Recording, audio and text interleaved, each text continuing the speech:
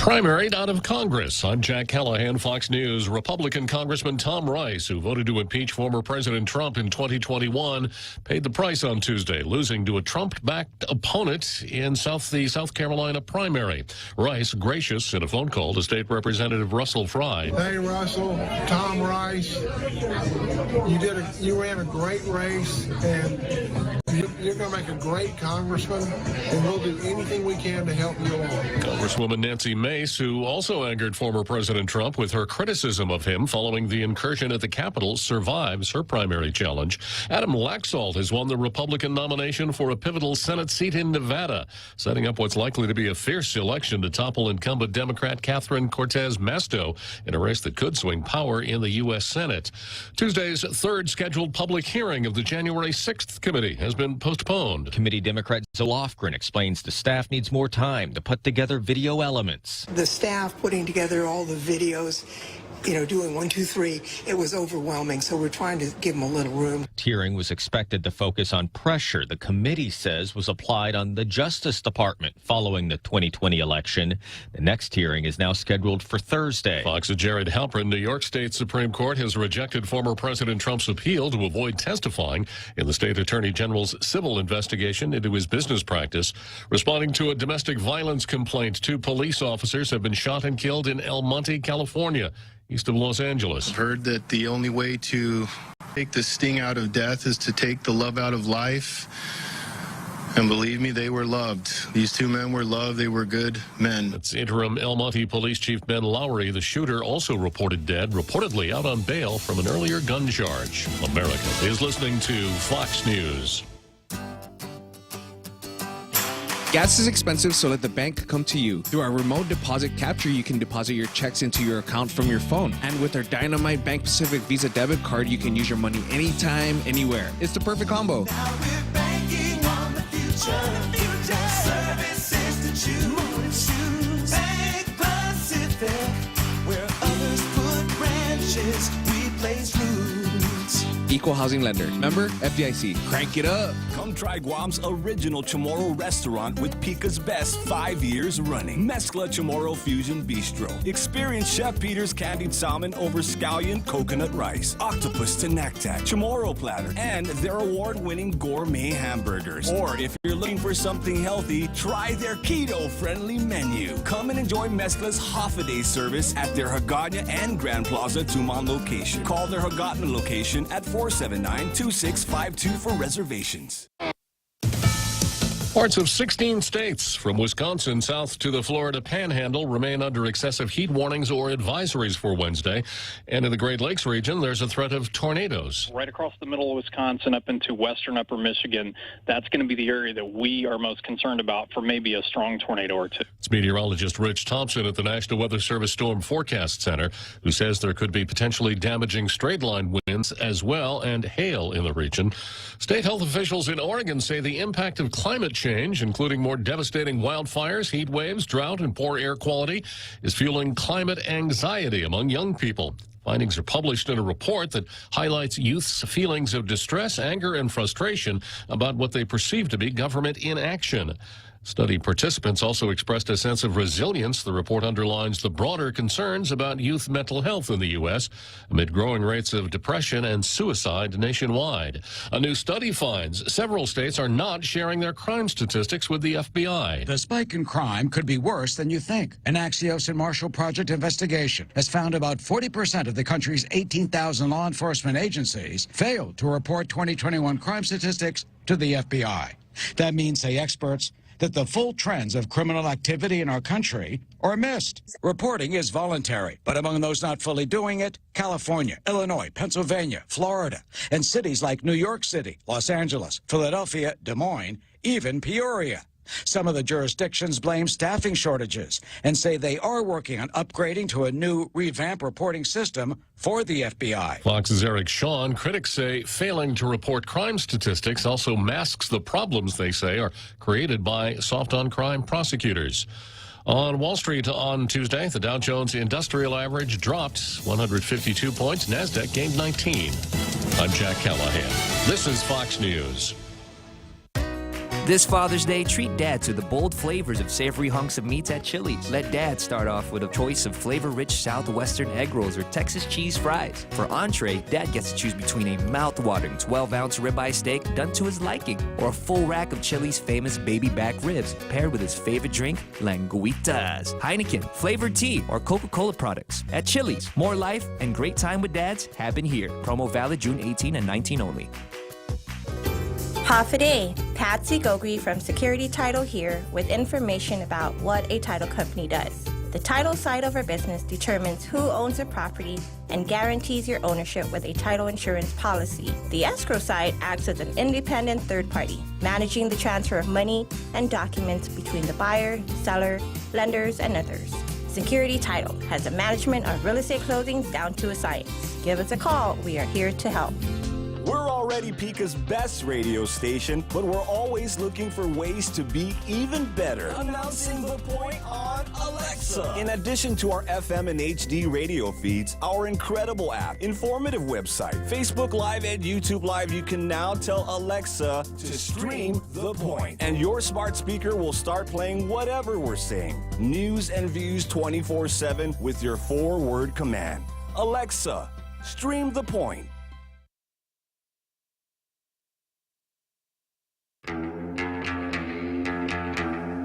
Welcome to Tall Tales with Bob Klitzkie, the only show on talk radio where common sense is a lot more common. Phone lines are now open at 888-TALK. That's 888-8255. And now, The Point proudly brings you Tall Tales with Senator Bob Klitzkie. A well-regulated militia being necessary to the security of a free state, the right of the people to keep and bear arms shall not be infringed. Do not adjust your radio dials. Do not adjust your Facebook screen or YouTube screen.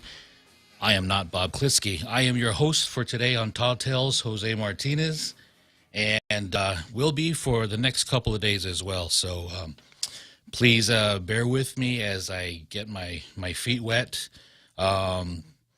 I thought there would be a lot more space between me and the top of the screen, being that Bob is a lot taller than I am, but it seems to be well adjusted for me. There's also my name here on the banner, which is pretty interesting because it wasn't there about 20 minutes ago, so I want to thank Ray Gibson for that. Bob is doing well. I talked to him this morning. He said that he is fitter than a bull moose. Of course, being so much younger than he is, I had no idea what he was talking about.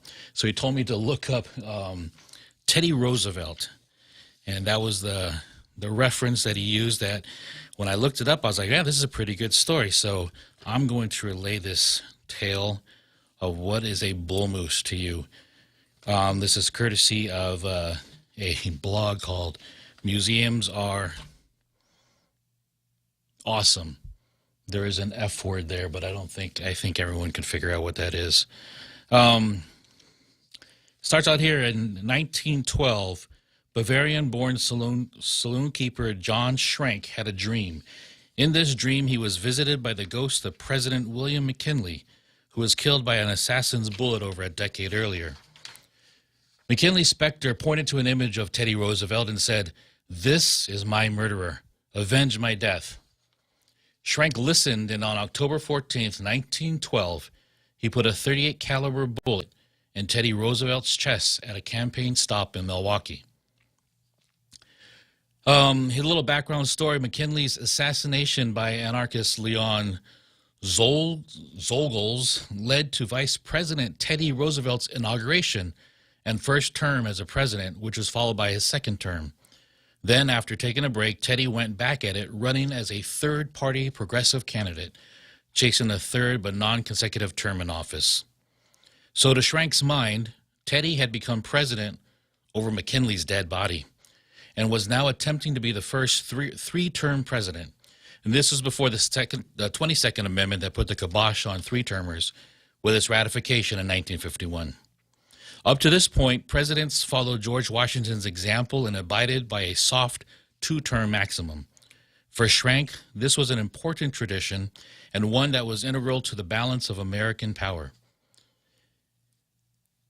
To prevent, according to a terse manifesto found on Schrank after the assassination attempt, quote, "To prevent is better than to defend. Never let a third-term party emblem appear on an official ballot." Excuse me. Schrank had been stalking Roosevelt and writing diatribes decrying his perceived treachery and un-Americanism. Remember, this is a blog, so honestly, you can't swing a dead cat meme on Facebook without hitting a political diatribe these days, so not much of a red flag for an assassination attempt. But Schrank's dream was something you don't see every day. In a dream, I saw President McKinley sit up in his coffin, pointing at a man in a monk's attire in whom I recognize as Theodore Roosevelt, said Schrank. The dead president said, "This is my murderer, avenge my death." Okay, that's a clear red flag. Too bad it was in a dream and nobody else could see it. For Teddy's part, he had already lost the Republican nomination and was now running under his Bull Moose progressive ticket. As a third partier, he was hitting the streets, pounding pavement, and slapping asphalt like some kind of large Mel ungulate in order to outwork his opponents, Wilson and Taft, from the big parties. Teddy was rough riding his way through 15 to 20 speeches a day, and these weren't Gettysburg addresses either. They were hour-plus long spiels. But on October 14, his packed schedule was catching up with him. The Bull Moose was feeling a little hoarse and he was getting tired, so this particular campaign stop would be a quickie. What Teddy didn't know was that he was about to get just the pick-me-up he needed to shake off that 230 feeling, a 38 round to the chest. As Teddy left his hotel and waved to the crowd, Schrank got close enough for a shot. He aimed right at Teddy's mug, point blank. But just then, a bystander bumped Schrank's arm just as Teddy's security detail spotted the weapon and moved in for a tackle. Schrank got his shot off, but instead of hitting Teddy in the head, the bullet found his chest. By the time the bullet hit, Schrank was eating dirt, while Teddy's security put him in a headlock. The crowd of onlookers was now a mob looking to do some Schrank stomping, but Teddy ordered them to go easy. He didn't want Schrank hurt. What a sport, that Roosevelt. What Roosevelt didn't realize was that the bullet had found him until he checked under his overcoat and felt the blood on his hand. The old Rough Rider was luckier than he was tough. While the bullet did make it into his chest muscle tissue, it first passed through 50-page copy of his now famous, now called Bull Moose speech, and his steel eyeglasses case. They slowed the bullet just enough that it didn't reach his heart or lungs. No stranger to war, Teddy knew his way around bullet wounds. He deduced that the bullet must not have hit his heart because he wasn't dead. And it must have hit a lung or else he'd be sputtering blood when he coughed into his hands. So if he wasn't dead and he could still talk, that meant there was no good reason not to stick to schedule and give an 84-minute speech. So he refused to go to the hospital and instead spoke with his clothes soaked in blood. "Friends," he opened, "I shall ask you to be as quiet as possible. I don't know whether you fully understand that I have just been shot, but it takes more than that to kill a bull moose.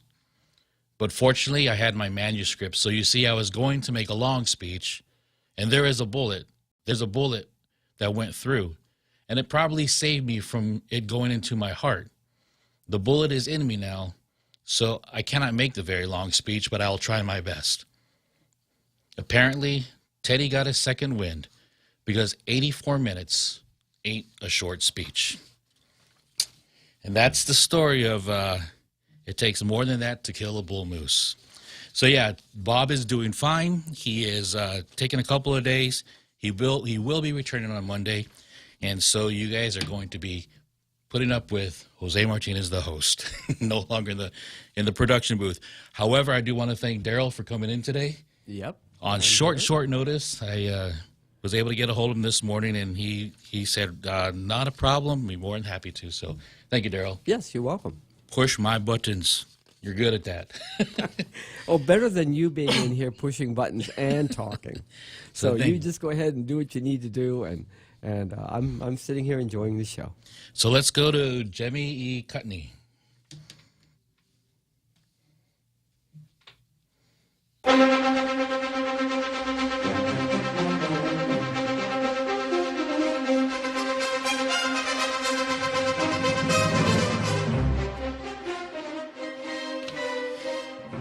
That's Bob Klitzkie's version of Press the Meat. I can't really say it in Chamorro too well without sounding like a Howley. Imagine that. The Chamorro sounds like the Howley. The Howley sounds very well versed in Chamorro.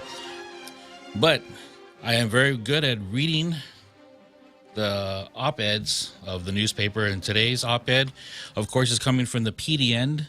It is not coming from the Daily Post because the Guam Daily Post has run away. They no longer do local op-eds. And today's is not bad. It's a reiteration of an article they had put out yesterday, and so I'll read it to you right now. Our view, lack of financial accountability, troubling. The details or lack of details concerning the Department of Land Management's construction fund should be troubling for every taxpayer on the island. Plans were delayed, problems weren't addressed, money was wasted, and additional money, including federal grant money, is unaccounted for. During a legislative budget hearing Monday, Land Management Director Joseph Borja noted that no progress had been made on the department's new building in Agatna in the 14 years since the agency was mandated to construct the offices. The project has been delayed because human remains were found on the site, which is owned by the Chamorro Land Trust Commission. Borja said he thinks the remains were found in 2009. The agency is paying about $650,000 a year in rent. More troubling is the agency received a Federal Emergency Management Agency grant of $1.5 million to go towards construction after the previous building, located in a flood zone, had to be demolished. Another $171,300 in local funds were allocated in fiscal year 2008. Almost $1 million in grant money was spent to design the new building, but the designs are outdated, Borja said. Borja, who took leadership of the agency in 2019, suggested senators revisit the 2007 law for the new building to be built, and he said an audit of a construction fund should be considered. After expenses for design plans, there should be $788,024, including some federal grant money, left in the construction account. A report shows about $591,000 was permanently transferred to the general fund in January of 2018. As for the remaining $196,000, it's unclear what happened. The Department of Administration's financial management system shows the account was zeroed out as of September 2020. Borja said he sent an inquiry to the Department of Administration. When they'll respond, I'm not sure, Borja said. And Borja is right. An audit is needed. Accountability is needed. The law needs to be revisited, and the public deserves answers. The money went somewhere. And if the federal government asks for the grant money back because the building has never been built, the people of Guam will be on the hook. Let's get to the bottom of Land Management's construction fund discrepancies before it's too late.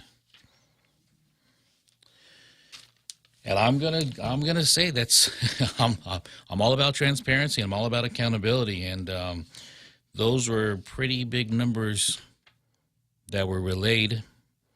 That is difficult to account for. Whenever something goes into the general fund, though, that pretty much means that we're not going to see it again. It's going. So if you don't die, you'll live. Thank you, Governor. Ladies and gentlemen, the governor is in the studio. So this is the article that talked about fund audit needed, and it's pretty much a little more detailed than the op-ed. That's from yesterday. I am not an accountant, but I do know that whether it's $1, $10, $100, $500, or $1 million, we need to know where that money goes, how it's being spent, especially after it's been more than, what do you say, 5 years, 10 years now? No, it's gone. That's the report. It's gone. It isn't here. It's gonna save the public auditor lots of money if his report's one page. It's gone. I think the biggest point was the one that was buried at the end, and that is that whatever federal monies were attached to that, if they were transferred for another use, then they may have to be paid back, and that has to come out of the general fund. So these sorts of transfers don't. They create funds, but they don't. Is this the robbing Peter to pay Paul type of exercise? No. You just don't leave money laying around when you can use it. But the paper responsibility remains. Yeah, and you've been in government for a while. You've been in offices for a long time, so you know the kind of shuffling that happens. Mostly because, like you say, you don't want money just to sit anywhere. But when something is tagged for federal funds, is there some sort of mindset or even law that says it just can't be touched or moved into a general fund? Depends on the grant. Sometimes it can be touched, as long as there's a paper trail. And that's why the audit would say, okay, this money came from here, it went to there, even if it's just a general fund pot. Well, it just means the general fund has to pay it back. It's basically finance. You don't leave cash sitting there. Yeah, and I'm interested why such a long delay and nothing's been happening since then, especially since he says that the building design is now obsolete, and what the reason why is it obsolete? And I don't know, will a fiscal audit show that kind of explanation? No. And if a building is obsolete, it means that somebody doesn't agree that the original plans were worth it, and it needs to go out to be designed again by someone that you would prefer to have designed the building rather than the one who did. So it's a discretionary spending. So we just wait for the auditor to give his report, and we'll probably read another op-ed on how the report is probably full of holes. And in the meantime, they are paying rent at ITC buildings. $650,000 a year. Right. That's crazy. But are they digging up the bones on that property? Is there an excavation going on, or is that the obstacle that remains? Good question. And keeps remaining. Good question. Let's move on to the card.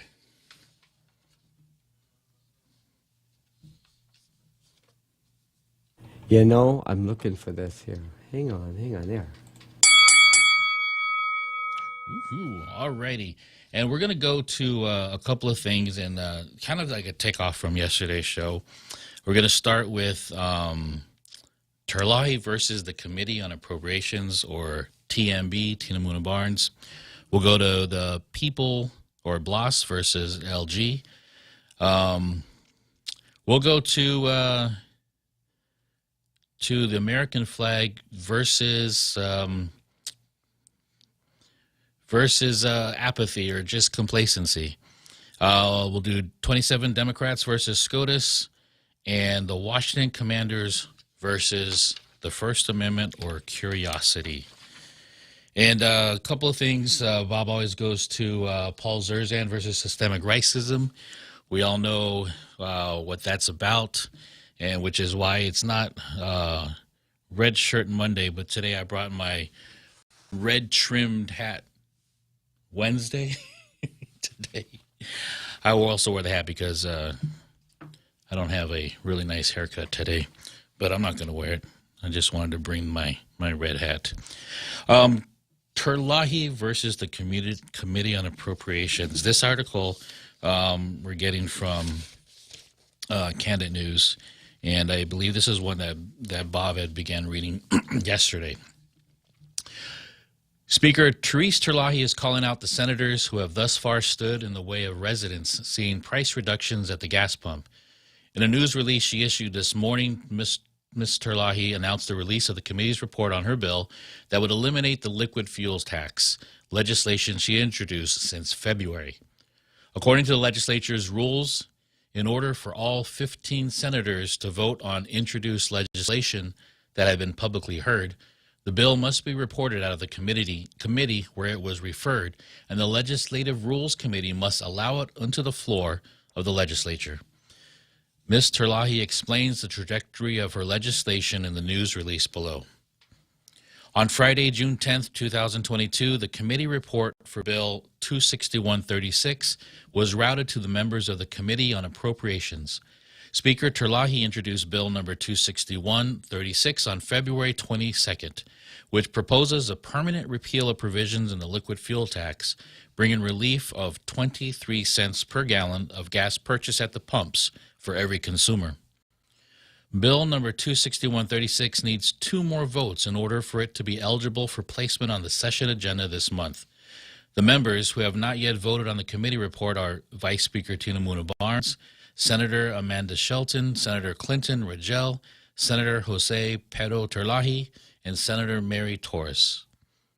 A strikingly similar liquid fuel tax bill by the committee chairman was introduced 62 days after Bill number 26136 was introduced, 17 days after the public hearing on 26136, and 12 days after Speaker Terlahi sent a draft substitute bill to the chairman for consideration. Speaker Terlahi has been urging the committee chairman to make any amendments necessary and report out Bill number 26136 so that relief for gas prices could go into effect immediately. Instead, a competing bill was introduced and has already been voted out of the Committee on Appropriations by members of the committee. The only fundamental difference between Bill 26136 and the chairman's bill is that substitute Bill number 26136 repeals liquid fuel taxes permanently, as opposed to the chairman's bill that places a 180-day moratorium on liquid fuel taxes. False assertions have been made in recent media coverage about Speaker Terlahi's Bill 26136, with the Speaker clearing the record stating, "My liquid fuel tax bills never attempted to direct federal money for any potential gaps left by repealing the gas taxes, nor would it short any government agency funding for fiscal year 2022 or beyond. These statements mislead the people of Guam on the intent and actual provisions contained within the bill." In addition, recommended changes were sent on April 12th by the Speaker to the committee for consideration that it was assuaged concerns made at the public hearing, but would not have made any substantive changes to mechanics of the bill. With the changes to Bill 26136, the fiscal impact is estimated to be $8 million annually and only $2.8 million for the last 4 months of fiscal year 2022, based on calculations using initial estimates provided by the Department of Revenue and Taxation. It was clear from the public hearing on Bill 26136 in April, when the general fund was showing $61 million in excess of adopted revenues, that my bill was not going to impact the fiscal year 2022 appropriations of any agencies funded by liquid fuel taxes. This is further evidenced with the competing bill by the chairman, which temporarily repeals the liquid fuel tax in fiscal year 2022 and for a portion of fiscal year 2023. If there is truly a threat to the agency's budgets, as asserted in the media, he would not have introduced a bill to temporarily repeal the liquid fuel tax using the same funding source, said Speaker Terlahi. Speaker had attempted to consider Bill 26136 during the April and May sessions, but the committee report has not been provided by the Appropriations Chair. So Speaker Terlahi plans to call the next session on June 28th and will seek her colleagues' support for swift passage of gas tax relief measures. And then our last statement by Speaker Terlahi is, "It is our duty as policymakers to decide on tax policy with diligence and responsibility, not by political gamesmanship and misleading statements. Gas prices has been rising since the beginning of the year, and we have had the opportunity to provide relief to our residents, families, and businesses for 4 months now. I urge the people of Guam to call their senators to reconsider their position on providing permanent relief to all gas consumers and asking committee members to vote to report out Bill 26136, stated Speaker Terlahi. Of course, that was a press release, so that's why it was a little heavy-handed on one side. This is crazy. A lot of us don't know how sausage is made. And when the window for us to see how that's done is open to us, it's usually through a certain filter and lens. As long as both bills say that whatever the shortfall is of the original appropriation from the liquid fuels tax will be covered by those excess revenues in the general fund, then there would be no change. However, if at the agency level they have some assurance that they've given to federal funding saying that funding source will not be reduced during the life of a grant, then it's possible that the legislature could violate assurances or that were given by the executive branch. Has there already been a public hearing on 261? Yes, right? No. And I would like to hear all the senators just say this publicly, right, all together instead of back and forth through the media or play it out that way. And I know that's politics. I'm just a layman sitting here wondering what's going on and if I'm going to be able to drive a little extra south to Guam because I live up in Jigo nowadays. But, everything that's going on here, just please, I know it's election year. I know that we want to get our agendas in there and show the people of Guam that we're for them. So we're going to do our best to do things for everybody. But sometimes we're just done with all the politics of who's going to put their name on what and just put something out there that that's going to work. The whole press release sounded like it was a press release and not speaking to the substance of either bill. I agree. Let's go to break. Take our breath. We'll be right back after this.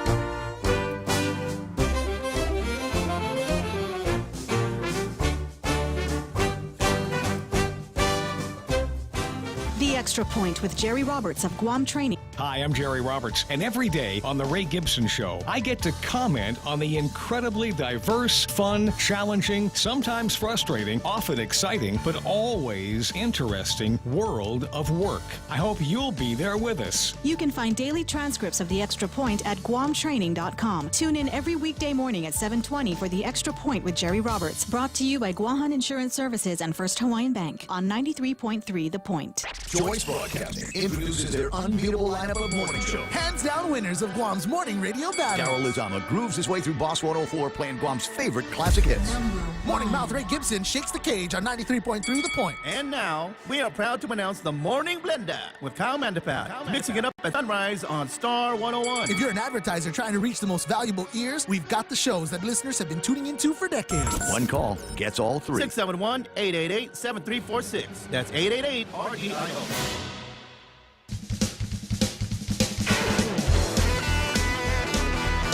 And now back to Tall Tales with Bob Klitzkie, the one radio show politicians don't want you to listen to. Call now, 888-TALK. That's 888-8255. Good afternoon, Guam. I try to get to my chair. I should know this timing stuff. You are listening to Tall Tales here on 93.3 The Point. My name is Jose Martinez. I'll be your host for the remainder of the day and for the next 2 days. And I'm going to imitate one of my other favorite hosts and say it is 4:34 p.m. Hope everyone's doing fun on the roads. Next on the card is Blas versus Leon Guerrero. And this one came out today. I'll try to go through this really quickly because I know we've been listening to the back and forth of the senator and now the governor's office or her people talking. We know that Senator Blas had asked for additional relief, financial relief to all Guam residents, taxpayers, and also people who don't necessarily need to pay taxes or who file taxes. This came out in the, let me see, I don't even know where I brought it out from. I want to say the Post this morning. Governor Lulian Guerrero has responded to Senator Frank Blas Jr.'s calls for additional direct financial aid to Guam residents by stating she has been providing support through various existing programs.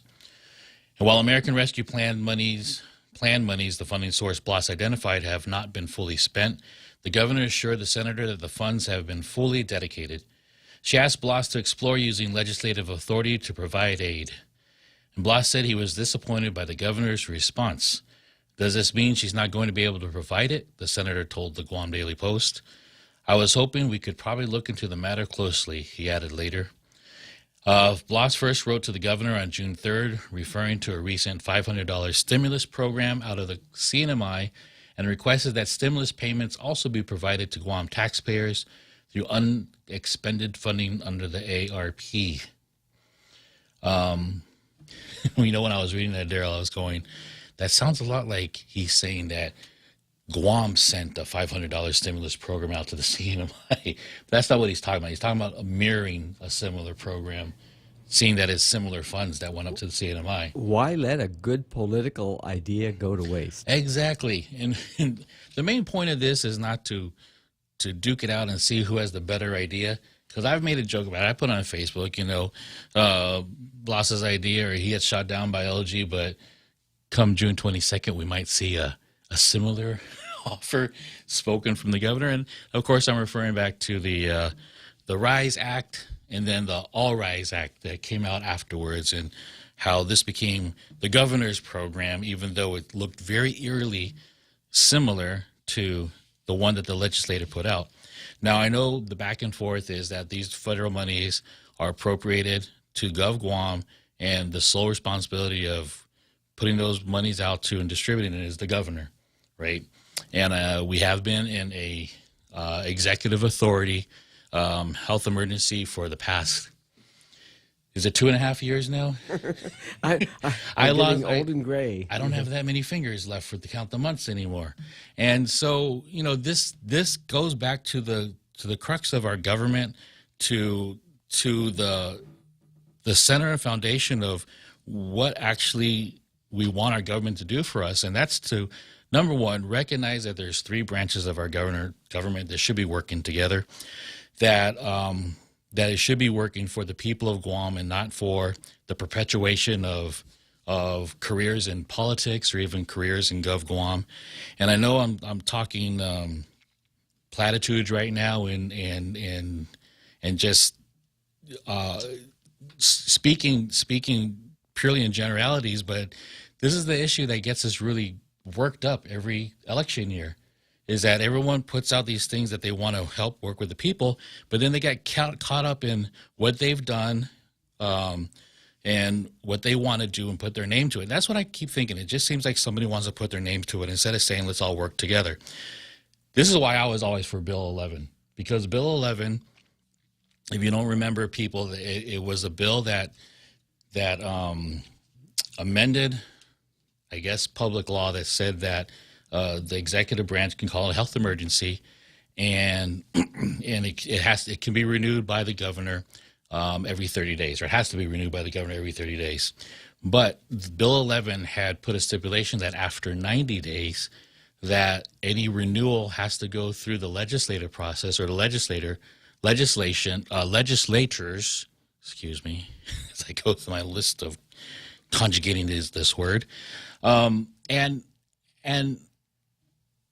therefore there's kind of a little bit of a not just transparency, but a little bit of a accountability also when it goes through another branch of government.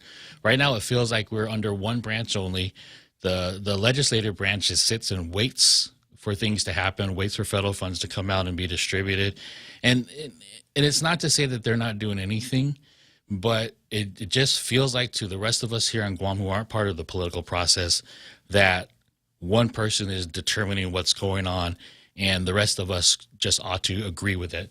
And there's no debate about it. There's no people's representation in this process. Now, was there a need for a sole executive authority on Guam at the time that COVID hit the island and there was a pandemic? Absolutely. And that's what that law was for. That's what that provision is for, so that there is no hiccups or bumps in the road. Things don't take long, because processes sometimes take up more time than is really necessary, to cross our T's and dot our I's. But after 2 years and much discussion, there ought to be some sort of provision that the rest of us can chime in, and not just to chime in to give our opinion, like invite everybody up to Adelup, listen to them, and then kick them out the door and said, well, this is what I'm going to do anyways.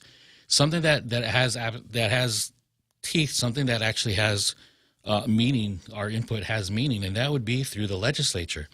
Now, if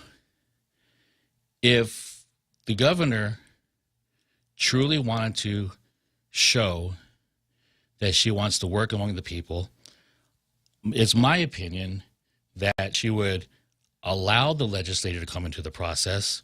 She would not have vetoed Bill 11, because actually Bill 11 would protect the process, and it's actually a good thing. It wouldn't kill a health emergency outright, like the standing law does. If the legislature were to interfere in a health emergency, or an executive health emergency, and we could actually have the whole island participate in how we recover. But it just feels like it's the executive branch and the executive branch committees and the executive branch appointed leaders versus the people. And I only say versus the people because the legislative branch is the branch that represents the people. It seems to me that the legislature could have called hearings simply to allow the executive branch to explain what they're doing. Well, that did happen. That did happen. And when we had the what hearing was it that they had all the executive, the emergency first responders come and testify to the legislature. Oh, this is during Bill 11. I think the overturning of the veto of Bill 11. And that's exactly what should happen, is that the agencies come and report to the legislature, and the legislature would just make a determination. Yeah, the emergency should continue, or we should be able to understand what's going on and why we need to have certain things in place. But the only reason why they came to the legislature is because they're going to try to repeal the veto to Bill 11. Otherwise, none of them would have showed up, including the governor. But that's if it wasn't a confrontational, simply information to get the word out, because the problem has been that the transparency hasn't been there. Mm-hmm. Invite that transparency, and that didn't happen. Or why wait for an invitation? Say, let's do this. Let's do this so that people are not sitting going, what's going on with help? And there could be a way for the governor also to hear people in a hearing sort setting, instead of just listening to those echoing what she wants to hear. And I'm going at this at a place where I want all of our branches of government to work as it ought to be, the way that it's been situated, and the way that it's been formed in not just in the U.S. Constitution, but the Organic Act. And that's where I'm coming from. And I know that some people want to hear the rest of the back and forth between Senator Blas and the people of representing Governor Lou Leon Guerrero. But I think I want to hear from you guys, what you think. 671-888-8255. And we do have a caller on the air. Let's see here. Oh. I've never touched these buttons before. Let me see here. Oh, Senator, please call back. I touch buttons that I'm not supposed to touch, and I dropped the call. I'm trying to remember which pot here. If you had gotten him, okay, he's back. But now I have to see which pot is the phone. Senator, are you on the air? Are you on the phone? Can I hear him? Oh, hold on a second, Daryl. Hello? Try anything to get us back together. And you're thinking maybe some stuff. Daryl, the far right slider should be on. Hey, Jose. There we go. We are professionals here, Senator. Welcome to Tall Tales. I know you are, and you're doing yeoman's work. Unfortunately, boy. I don't know enough about your background other than the fact that you're definitely a devout Catholic, so I'm going to have to say my favorite devout Catholic who became a godfather last Sunday. Yes, sir. Yes, sir, at the cathedral. I want to...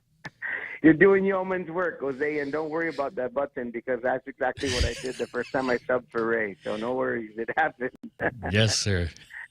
But I was listening, to the show, and this is, of course, a subject matter near and dear to my heart. And you're exactly right in terms of what you're discussing, and you laid it out perfect. The whole intention of Bill 11 and what it would have accomplished now that there's all this back and forth on what's happening with the ARP money and what's going on, particularly under the state of public health emergency, was to have the governor come down on a monthly basis to be able to make a report to the people directly, bring in all the subject matter experts and find out, what is the basis and the reason for the continuation of the emergency. And you were correct. What you were describing in terms of when the administration did come down was because I was able to work with our Republican caucus and get 5 of us to sign on to that Resolution 291. And so when Resolution 291, actually 6 of us, when that was introduced, and then the public hearing was held, and then we finally had an opportunity to debate that resolution. Because, as you remember, Jose, we just went to the next step. The Bob and Ray resolution essentially was what I used as the template, the draft that Bob made. And we had to go as far as to say, okay, we're willing to cancel the emergency. But the primary reason for that, too, was to say, let's prove what Bill 11 was supposed to have done. And it proved it perfectly. The only thing, unfortunately, the legislature refused to follow through and conditionally end the public health emergency. And of course, the excuses were, got to continue the SNAP program, which the other jurisdictions, to include Hawaii, proved that they could do on a standalone basis. And as far as the National Guard was concerned, there would have been the ability to continue that too. Many other states had done that also by a standalone executive order. So you described it perfectly, and you're right. If the governor, if we were able to get Bill 11 to be overridden, because it did pass and it got vetoed, we would have been talking about these ARP funds every month. Mm-hmm. Exactly, and that's I think at the very lowest statement to make. That's all of us want, is just to know what's going on, and the executive branch is not a monarchy or some sort of royalty. It's a position that is afforded to somebody who was elected in a position, but there's still accountability to the people who elected the person in and the people who didn't, because we are still citizens of this island. And I think that's all we can ask for. Should the legislature work a little bit more to having that accountability? I believe so. I want to say to those senators who think that it's all about the governor right now. Well, if that's what you think, then don't run for re-election and go work at Adaloop. That's all that matters, because that's what you're doing right now. And that's exactly right. And here, let me give you another couple examples now, Jose, and this is going to be something that you can start to follow up on as well. And I know Daryl worked on this quite a bit too, as being a senior staffer of the legislature. So it's not only just the executive order under emergency health power that we're dealing with right now and not being able to communicate properly between the legislature and the administration. Since then, there have been 2 one resolution passed by GMH, which was fine. I mean, we completely understand that they saw fit that the nurses needed to get a pay raise so that they can compete with these off-island nurses under travel nurse program, and it permeated throughout public health and other positions. But it was done by executive order, and then they came back and had to request it in the budget subsequently. If it was done as a supplemental budget, which I know Daryl knows and is very familiar with, it would have been a much more transparent process to say, look, we need an appropriation to do this, and this is how we're implementing this pay plan. Now we have the $30+ million that was done under executive order. One fell swoop basically for teachers. It didn't take into consideration any of the support staff, any other issues with regard to education in terms of the full complexity of those who provide education through other means other than direct teaching, the 20% rate. And now we're going to have to talk about that during this year's budget cycle. DOE is struggling right now to find that money within their budget. Mm-hmm. There's been no announcement of a transfer from the governor to DOE to handle this. And here now, once again, we have a demonstration of I'm going to execute my power by executive order and completely bypass the legislature and just tell them, come next budget year, figure it out. Exactly, and that's concerning. Again, you can have your supporters, you can have those who voted for you, but people that voted for anybody, you still have to remember that we are a government with a system, and the system is 3 branches. And there's a reason why there's 3 branches, so that there is an accountability without having to go through a public auditor or an audit all the time. I just wish that we would be a little bit, it's election year, so I'm not going to say don't be so enthusiastic. Be enthusiastic, but do so with keeping preservation of our government in mind, keeping the preservation as it was intended. There's a reason why we have a Constitution of the United States. I know the Organic Act came from Congress and it wasn't something that we had created. We do need to create a Constitution of our own. That's another subject matter, a whole nother hour that Judge Klitzkie would better be suited to discuss that. But if we have a foundation, if we stick to our foundations, and I always say this, whether it's our faith, whether it's our government, whether it's our families, then everything else that happens above the foundation will have a firm ground to stand on, firm footing. And I think absolutely that's what we should be asking for. Senator, we have to go to break. Thanks for calling in and helping me out with this time.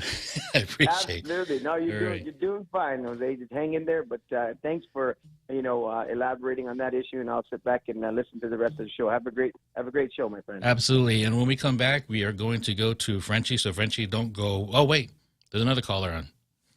Nope, no caller anymore. He went away. But we're going to go to break, and then we'll be right back right after this.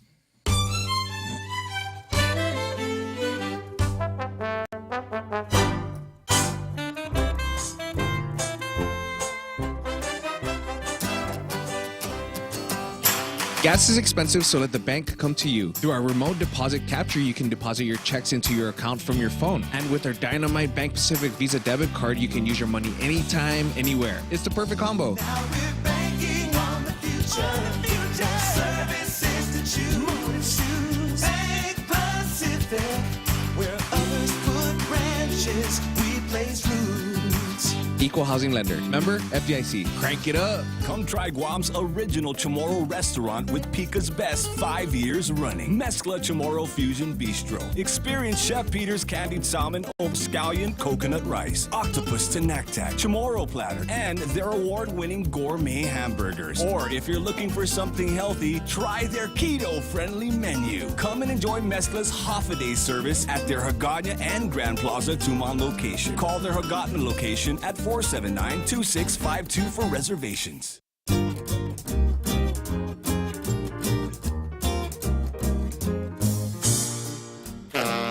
It is 4:54 on this Wednesday, June 15th, 2022. My name is Jose Martinez. I am your host for Tall Tales today. While our esteemed host, regular host of Tall Tales, Bob Klitzkie, is taking a well-deserved respite. He's a really busy guy. I was talking with speaking with his daughter yesterday, and she's like, he does so much starting early in the morning. He walks, and I've seen Judge Klitzkie walking up and down Route 1. Yeah. And pretty much it's, I'm like, I know he lives in Jigo, and Jigo's pretty pretty large area. What is he doing way down over here away from home? But that's his routine is to do a lot of physical activity in the morning. He sits down, he told me, and he does his reading and gets prepared for the show. And he's always out and about. Whenever I call him, he's out somewhere. So, yeah. Very busy guy. Active man. Yeah. So we wish him well. Again, you're listening to Tall Tales with Jose Martinez. Slightly shorter tales than Tall Tales. Next on the card, I think we're done with that. Look at this. I'm searching for my papers, too. What did I do with mine? Let's just go with this next thing I have here. This is we have 5 minutes before we get to the halftime show, so hopefully this will be quick. This is an op-ed by Donald DeMarco, who is a senior fellow of Human Life International. He is a professor emeritus at St. Jerome's University in Waterloo, Ontario, and is an adjunct professor at Holy Apostles College in Cromwell, Connecticut. A regular columnist for St. Austin Review, and today he is an author in the National Catholic National Catholic Register. This isn't an overly religious piece that I'm going to be reading, but I thought it was a very interesting one. Of course, Flag Day was yesterday. Yes. Tuesday, the 14th, is today in the States. Yes. Winding down today. It commemorates the Continental Congress and their definition or their defining of the flag, the stripes and everything. So the title of this commentary is To Honor or Not to Honor the American Flag. What the flag signifies is altogether distinguishable from what transpires in culture. Culture is one thing. What the flag represents is quite another. In the aftermath of the tragedy in Uvalde, Texas, certain individuals from the world of sports, after serious reflection, decided not to stand for the playing of the national anthem. They did not like the direction in which the country was moving. Something had to be done. But not respecting the flag, a gesture that started with Colin Kaepernick, a former football player with the San Francisco 49ers, was, in their estimation, the best thing they could do to protest the violence that was occurring in their country. Grieving over the murder of 19 children and 2 teachers, together with the conviction that something must be done about it, is indeed commendable. Also, to one's credit, is the recognition that a crime against even one person is also a crime against humanity. Nonetheless, disparaging the flag is a grave mistake. At a time of national mourning after a jarring incident, it is easy to lose perspective. One fundamental but often overlooked distinction can lead us to a proper perspective that honors both the dead as well as the flag. It is this: what the flag signifies is altogether distinguishable from what transpires in culture. Culture is one thing, what the flag represents is another. President Ronald Reagan stated that matter beautifully in 1986 when he commented, "The colors of the flag signify the qualities of the human spirit we Americans cherish: red for courage and readiness to sacrifice, white for pure intentions and high ideals, and blue for vigilance and justice." History chronicles many memorable moments when the flag clearly symbolized the pride it stirred in the American people. Consider the flag that Francis Scott Key saw by the dawn's early light. Let's get back to this. We're going to get to a break. I think we're going to be losing time pretty soon. Yeah, so you can't finish it before the top? No, I'm going to finish this paragraph here. Go ahead. History chronicles many memorable moments when the flag clearly symbolized the pride it stirred in the American people. Consider the flag that Francis Scott Key saw by the dawn's early light and set to poetry, the flag that was hoisted on the islands of Iwo Jima, the flag that draped the coffin of President John F. Kennedy, the flag implanted on the moon, and the myriad of flags that Americans proudly display on Memorial Day. Our national affection for the flag is manifested in various nicknames: Old Glory, the Star-Spangled Banner, the Red, White, and Blue, and the Stars and Stripes. You're listening to Tall Tales with Jose Martinez. We'll be right back after the big halftime show. Restaurant.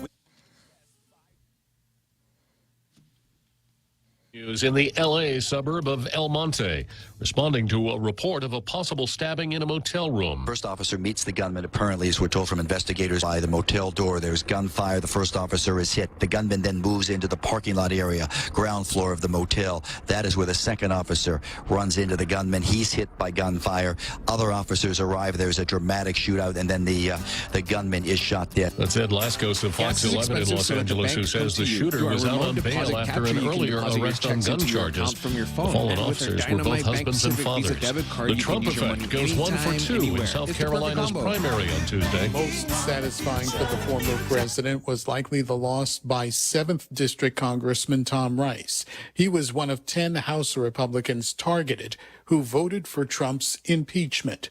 Rice lost to State House member Russell Fry.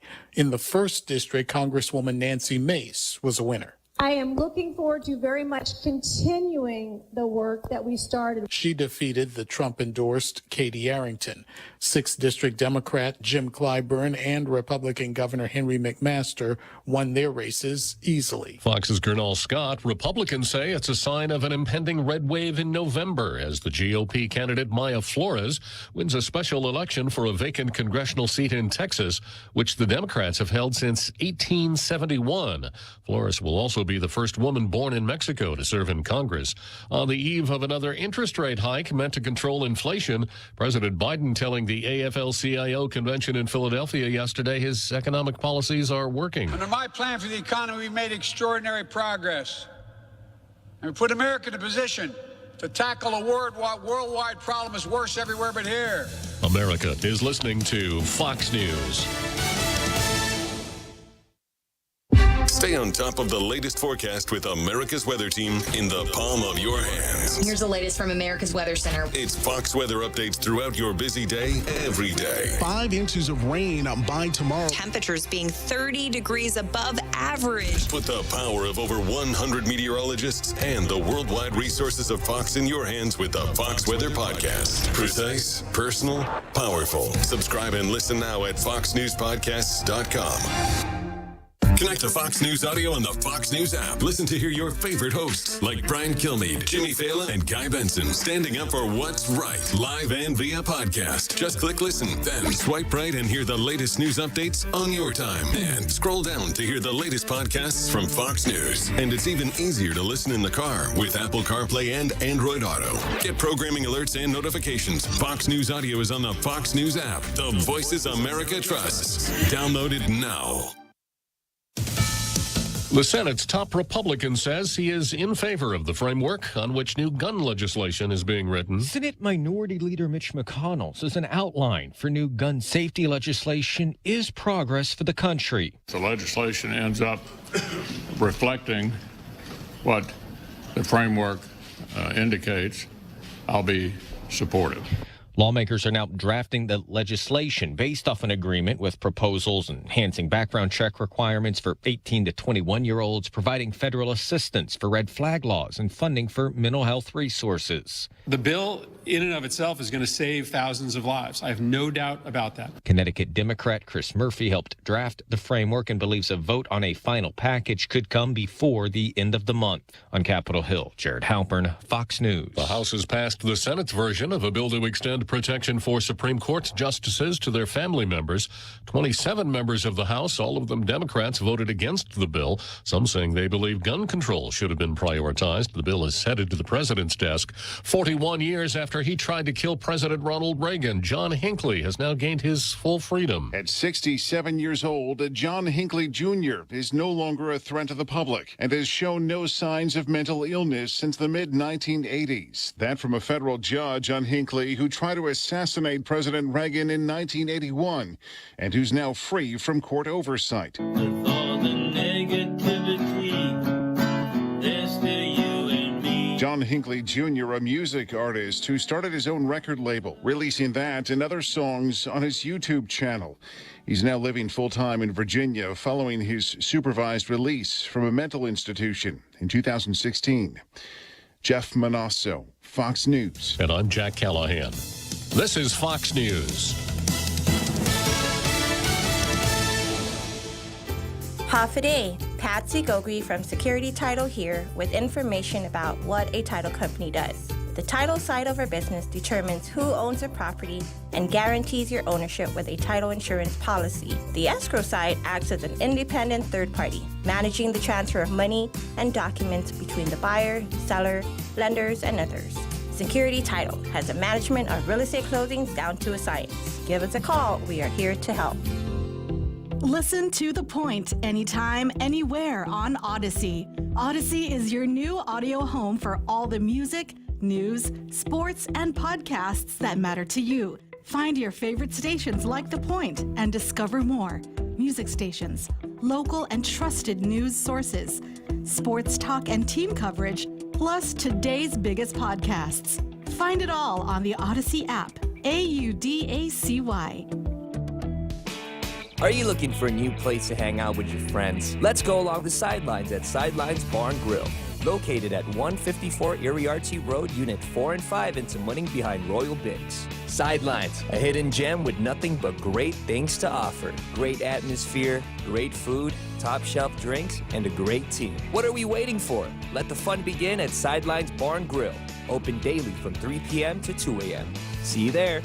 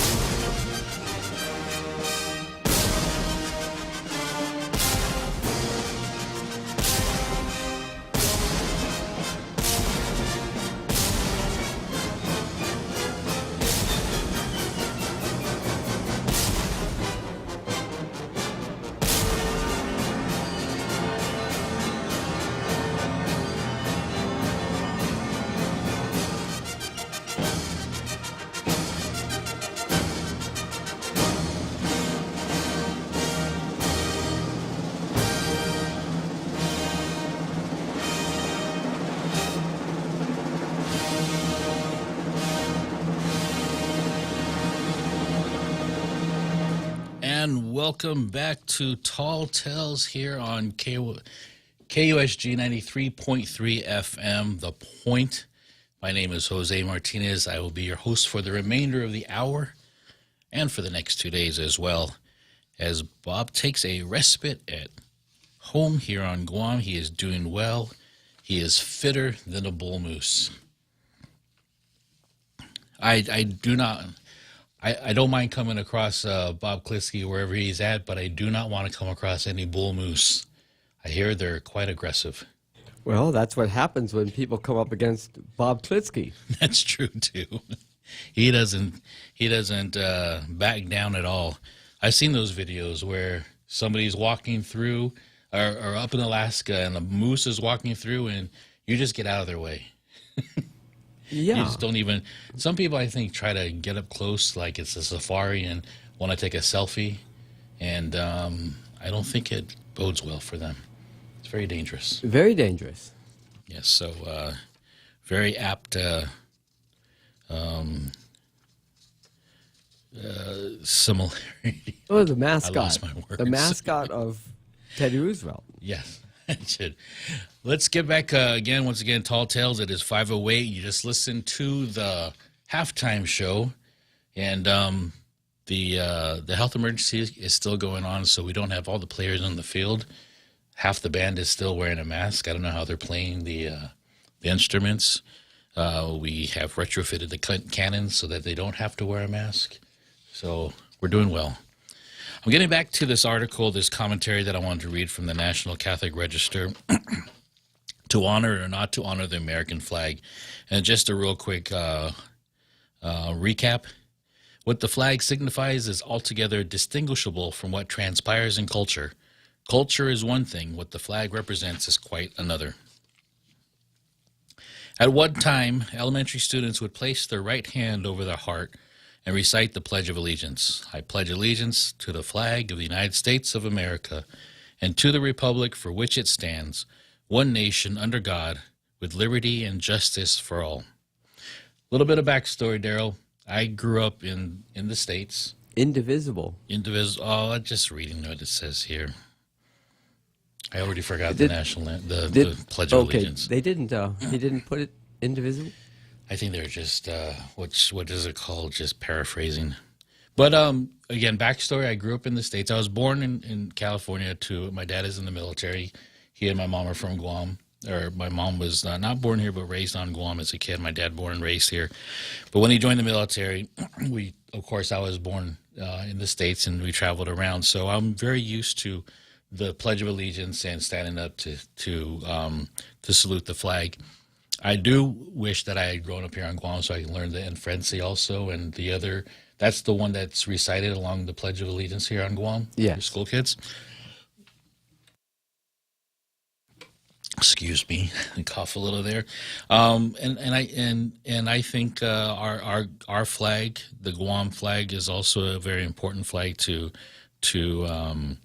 salute and to give recognition to, no matter what's going on in our government and our culture among our people here on Guam.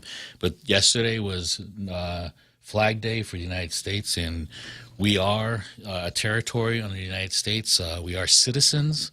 If you were born and raised on Guam, you are a citizen of the United States, free to travel amongst the country as a citizen. And so we do give it homage and honor. Getting back to the commentary here. The flag is a symbol. It is not a chronicle. It represents an aim, but not a realization. It is an ideal established by the Founding Fathers and codified in the Constitution. We all experience in our individual lives the gap between what we hope to achieve and what we achieve.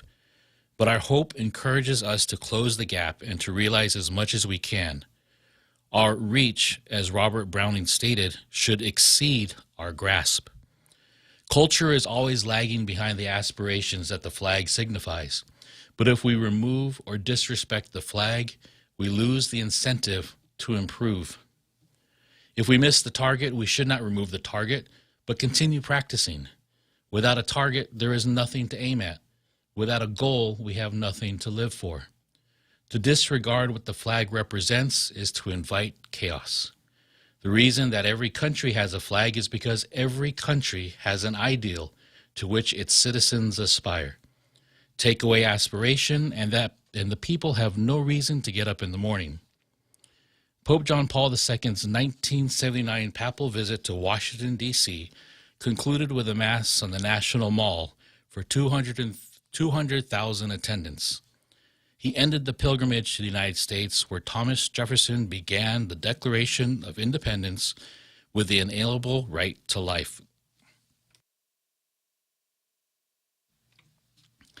Nothing, John Paul insisted, surpasses the greatness or dignity of the human person, and therefore the Church will stand up every time that human life is threatened by abortion, by child abuse, by economic injustice, by any form of exploitation, by the abandonment of the sick, the elderly, and the inconvenient.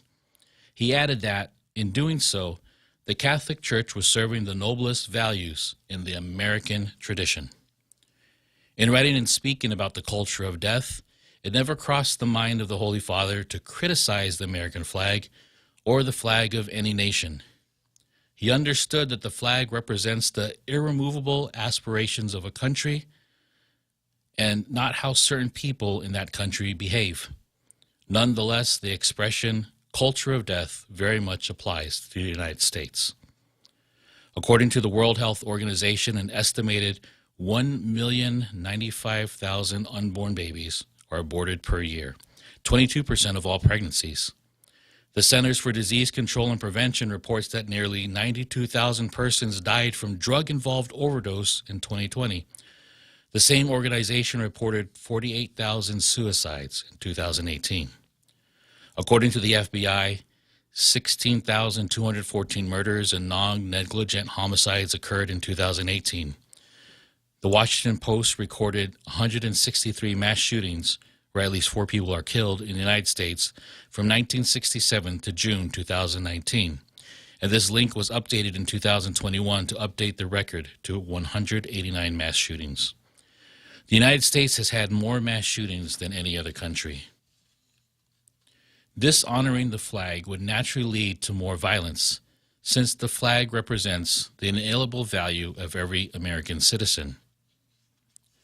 What must be done is to honor everything that the flag signifies and is codified in the Declaration of Independence and in the U.S. Constitution. America needs the wisdom of a saint. The message of the culture of life that St. John Paul II has brought to America needs to be reconsidered and taken seriously. And that is to honor or not to honor the American flag.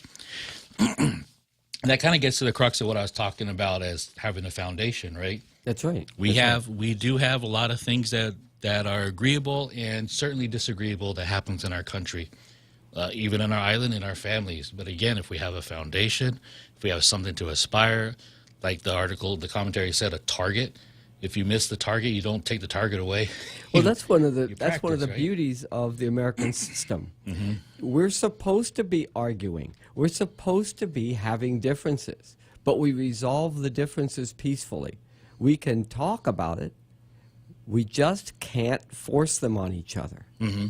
And that is the promise between the American Constitution and the French Revolution. Those two brought the idea of the individual person and the nation that is the outgrowth of the individual person. Oh, yeah, and absolutely. the value of individuals. Yeah, the value of individuals is very important because that's what makes everybody a unique individual. That's why, for myself, I will always champion from everyone from the unborn to the elderly, whether it's a group of persons, speaking as a group of persons, or as individuals. At the same time, and not to proselytize, but to take from my experience in my religion, and during our services on Sunday, what we call Mass, we say a prayer where we used to say, "We believe," but the congregation together stands up and recites a creed called the Nicene Creed, or people know it as Apostles' Creed, and we individually say, "I believe," but we say it together as a community, as a congregation, right? So as the individual is recognized, the second recognition is that we say it as a group together. So the notion of individual versus a general group kind of mindset can't be separated. It has to be one and the same. We have to recognize us as individuals, as unique persons. Our DNA shows us that. But at the same time, we are a part of a community of people, whether it's a family, again, a faith, a country. And, and this is for James Howard. When the UFOs come and the aliens come as a planet, we're going to recognize our similarities, but individualism as well. Because even when we talk about our different races, a lot of people want to hold on to those stereotypes, but we all know that there's individuals within those superficial type, and I say superficial as far as skin deep, right? Not that it doesn't matter. So yeah, you're right. We have to protect the individual. We also have to protect the foundation of which that individual is a part of. And I think the flag, whether it's the Guam flag, the American flag, is somewhat tossed aside because it's sometimes treated as a symbol only. Well, the symbol it's a good symbol. What people are not realizing when they disrespect the flag is that it isn't the flag of the other side. It's the flag of all of us. And in its own name, for what it stands for, you should not relinquish the flag to the people that you oppose. Oh, yeah, that's a whole other thing. Flag, not just flag etiquette, but no, we had that game called Capture the Flag, where Right. you lose your flag, you've lost the game. I may agree with Colin Kaepernick, but when he disrespects the flag, he assigns the flag to the people that he disagrees with. Yeah. He should not surrender the flag. The flag yeah. is his flag. Right. And he should say, you're wrong under this flag. Yeah, and I'm curious to what other people think out there. 671-888-8255. We all have different reasons why we have a flag, why we wave a flag. I actually installed a flag mast on my mom's fence line, and I don't always get to go out there and put the flag up. I didn't put it up yesterday because I didn't get to. I should have put it up. Yeah, I've got a mast on my roof, and I put the flag up, and I normally do because I remember Flag Day, but I'm just getting over the flu, and I haven't been up on my roof, and I didn't have the energy. I almost didn't have the energy to come in here today, but I'm happy to. I'm happy that you drudged through it and and came in today, or else they would have had me back there with the cameras through the window, and that would have been awkward. And I would have been watching, and right. I would have been kicking myself for not being here. But anyway, speaking of foundations and protecting the flag, the next thing on the card here is 27 Democrats versus the Supreme Court protection.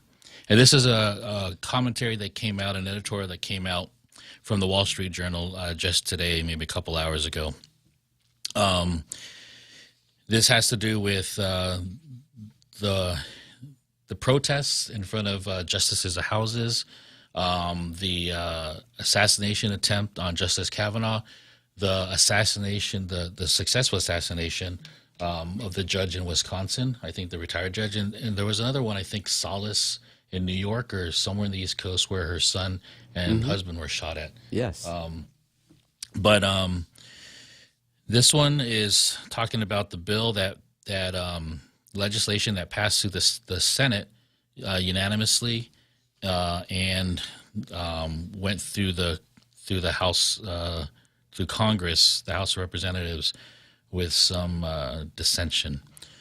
27 Democrats versus Supreme Court protection.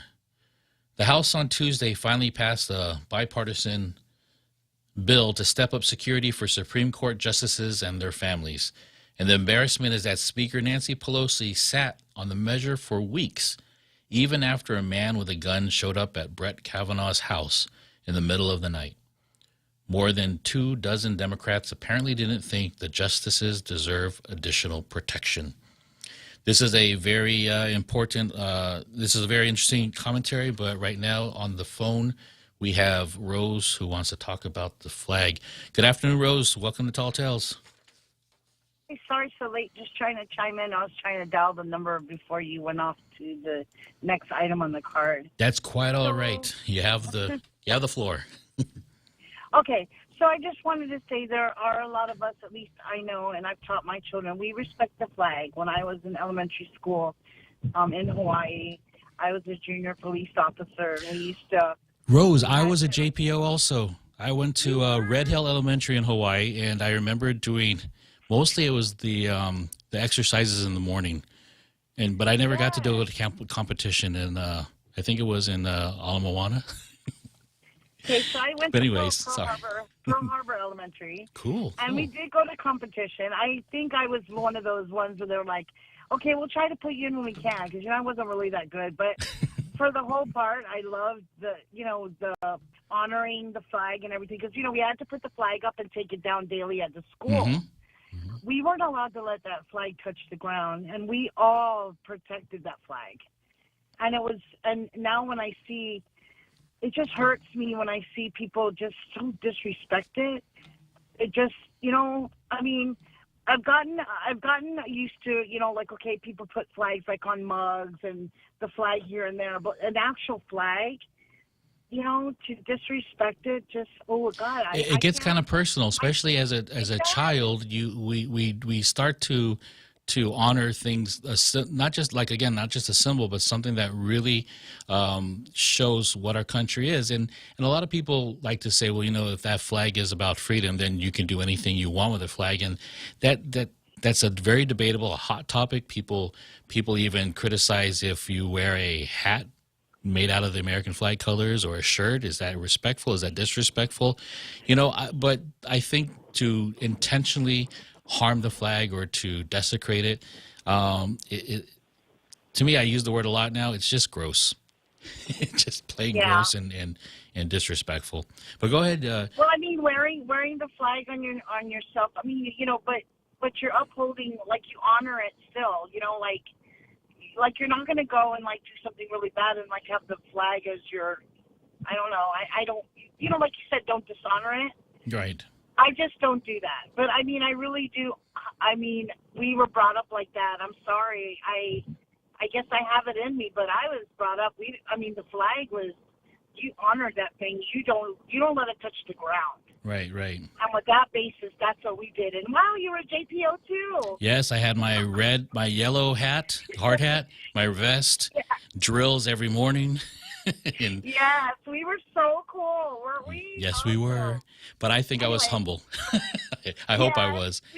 We were humbled, yes, we were. But like I said, going back to, I think when you were talking about the flag, that's what it brought up to me. My memories Very are good, yeah. Honor it. And I honor it now, and I tell my grandchildren, so I'm sorry, but I honor the flag of the United States, and I honor the flag of Guam. What's interesting is my grandmother, she has passed already, my dad's mother. In her older age, she had developed dementia, and she most times couldn't remember a lot of our names. But when you talk to her about what she remembers and you start singing songs to her, the songs that she remembered the most are the national anthem and songs about the flag, which is amazing because she was here during the Japanese occupation in World War II. And to me, that really made an impression on her mind. And I think that tells a lot about the mindset of our Manamko who were here during the occupation of Japan. And we're very grateful that the American flag was erected back again here on Guam. Yes. I mean, we can get upset at things with our government. We can get upset with things that happen, but we can't disrespect our country. I mean, if we treat that bad, we've treated ourselves bad. This is our country. Right. We have to take care of our country. Well, thank you very much, Rose, and Thank you. Thank you very much, and thank you for the trip down memory lane with JPOs. Yes, thank you. All right, have a good day. Bye. You too. Next on the line here, we have Repeat. Are you going to say the same things about the American flag? Well, I have a different. I'm putting you in the spot there. Go ahead. Yeah. You know, I deployed 4 times in defense of America. And when that whole thing came out about Colin Kaepernick and all that, you know, I thought about it. And I said, you know, it didn't start with him. My pondering about this issue, right? It didn't start with him. It was always something that was bubbling up every once in a while. Because remember, there was the whole U.S. Supreme Court about whether or not someone could burn the flag. Right. And they decided that is protected political speech. Exactly. Right. And so imagine the difference between burning the flag and taking a knee, right? What is more disrespectful? But here's my perspective on this. You know, when I thought about it, I said, you know, to myself and to others, I went and fought for your freedom to be able to do that, to be able to burn the flag, to be able to kneel down if you wanted to. But then I wanted to find out what is the significance of this kneeling down, because that's what we did when we, you know, in ceremonies to honor our war dead. That's right. You see a lot of that, even pictures and video coming out from the Middle East of when you see a downed soldier or what is it? You put the rifle in the ground, in the boots? Yes. Yeah. And so what Nate Boyer, who is a retired Green Beret, he wrote an open letter about his disdain of what Colin Kaepernick was doing when he was sitting on the bench. And so Colin Kaepernick reached out to him and asked for a meeting. And so they talked about it. And he says, look, Nate Boyer says, look, Colin, I get it. There's a huge problem going on, and you're doing this in order to bring attention to that issue. But let's try to do something different. And so that's when he suggested the kneeling. But the problem is the message got lost because people were mad at the messenger.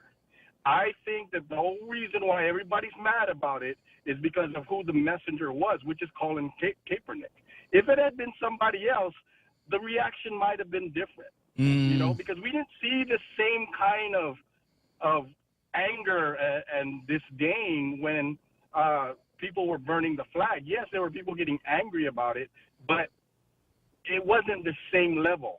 Yeah, and I think a lot of factors and a lot of layers in Colin Kaepernick doing that because of, granted, he has a skin hue that people will say he's African American, but he, in actuality, his growing up probably spoke of a different term. But I think to use terminology of other people, his quote unquote privilege as a football player, his salary, his position as an entertainer, I think, kind of rub people the wrong way, especially when NFL fans are supposed to be the blue collar workers. They spend hard earned money to get a ticket, or to watch the game and support their favorite teams. But I completely agree with you in the sense that kneeling is something that I during this the national anthem, I don't agree with his intention. Not necessarily kneeling. I don't think it's a desecration or disrespect in that sense. My grandfather, who was a late judge, Ramon, would always tell us, and we know this in our family, and I think Judge Klitzkie says it a lot, I will vehemently defend your right to be wrong. and he allows opinions. It's good to allow different opinions to be out there and to be expressed. But there is something very personal when it comes to the flag, and I think it's almost the same thing as someone disrespecting someone's mother or saying something bad about them. You're free to do that, absolutely, but just because you can doesn't mean you ought. And I think that's probably what rubbed people the wrong way. But absolutely, Peter, your experiences certainly reflect a mindset. I think that is extremely valid. And that is the dichotomy of the flag and what it stands for. We are able to express our opinions, whether it's good or bad, but I would rather defer on the side of good. That's my story. I'm sticking to it. I get it. Right. Yeah. But I just think that there's a lot of nuanced mixed messages and misunderstandings and misperceptions and lack of knowledge of how the history of Colin Kaepernick, kneeling occurred. Like I said, it was a retired Green Beret who was upset at Colin for sitting on the bench. He thought that was very disrespectful. So he suggested this compromise. But very interesting. Yeah, it is what it is, right? Right. People are and there is that element of it too. Like, who is this guy, this privileged guy who grew up, with a silver spoon in his mouth? Who is he to express outrage over? But at the end of the day, if there is a moral evil that you're trying to bring attention to, it doesn't matter whether you were the son of Bill Gates or the son of Warren Buffett. I mean, if it's an evil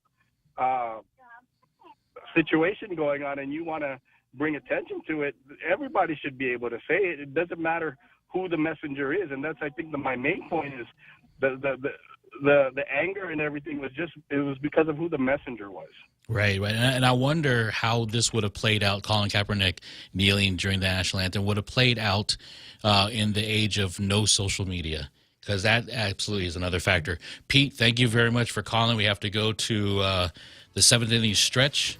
But as always, I welcome your call. Bob, welcome your call, and we'll hear from you again. Thank you. That's up. We'll be right back with Tall Tales. My name is Jose Martinez. Don't go away.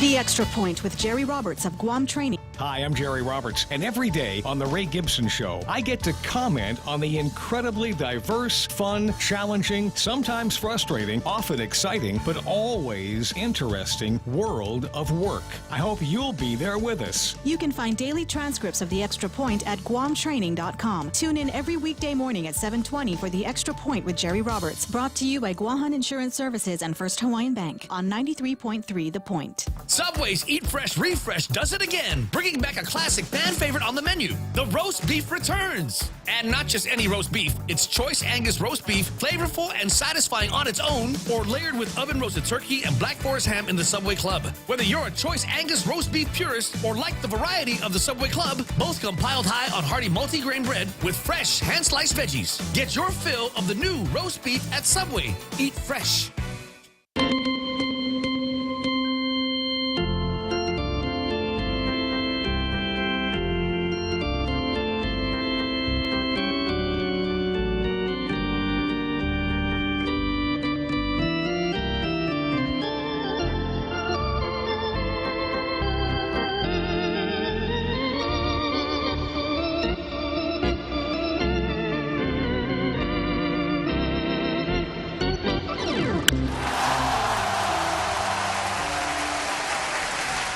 The seventh inning stretch. Bob likes to say we have 2 more innings to go. I had a caller call and say, you actually have 2.5 innings to go. I've been to a couple of Major League Baseball games and some minor league baseball games and some Little League baseball games, and I think this usually plays during the middle of the 7th inning, yes? Yes. Okay. Yeah. I used to go to... But Daryl, you correct Bob, okay? I say it's 7th inning. We have 2 more innings to go, and 2 more innings it is. Well, unless you're winning, right? If you can, Right. if you can finish it up, and there's no hope for the bottom of the second half, the second half of the 9th inning, then there's only 2 to go. Judge Klitzkie doesn't do anything halfway. Or he could beat him a half inning early, right? There you go. There you go. Just a couple of comments I want to talk about that I'm reading here on Facebook. Pam Duvall, I wouldn't want to live under any other flag but the United States of America. Hear, hear. I don't know any other flag, so I really can't say whether I would or not. Repeat, Colin Clark says good points, and they were great points. They were. I understand a lot of what he was speaking about, and it goes to respecting what the flag stands for as well, and that's the First Amendment, our ability to speak freely of our opinions. One of the quotes, comments here from Rico Blancafor in Proud Pinoy Status starts to sing as if he was at karaoke. I'm proud to be an American where at least I know I'm free. Lots of great comments here. Thanks. Keep them coming. You're listening to Tall Tales with Jose Martinez. It is 5:37, and we have another call in. I know who this person is, so I'm going to keep going with the next article. We started to read about the 27 Democrats versus the Supreme Court protection that just the bills were passed, and they're just going to get sent to President Biden to sign them so that they become law. I'll just start the article from the beginning here. The House on Tuesday finally passed a bipartisan bill to step up security for Supreme Court justices and their families.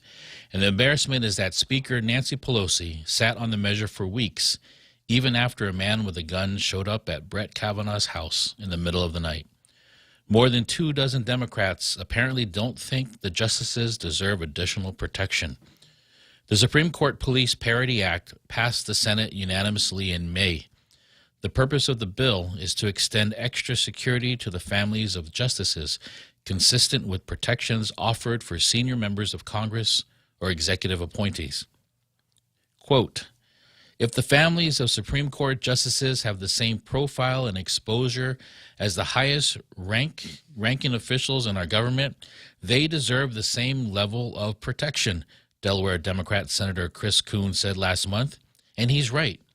The next few weeks could be especially volatile as the public awaits the decision in the Mississippi abortion case Dobbs versus Jackson. Yet House Democrats ignored the security bill for more than a month. Democrats claim to want to broaden the bill to protect clerks and other court staff, but clerks don't vote in cases and have no public profile.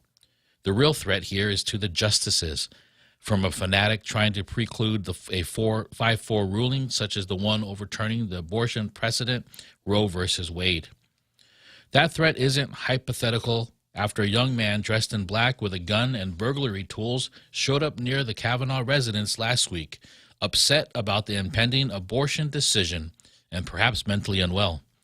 Senators pressed the House to pass the security bill, and Mrs. Pelosi relented, and on Tuesday put the measure on the floor, where it passed 396 to 27. But wait, 27 nays? Yes, more than 24 Democrats voted against sensible protection.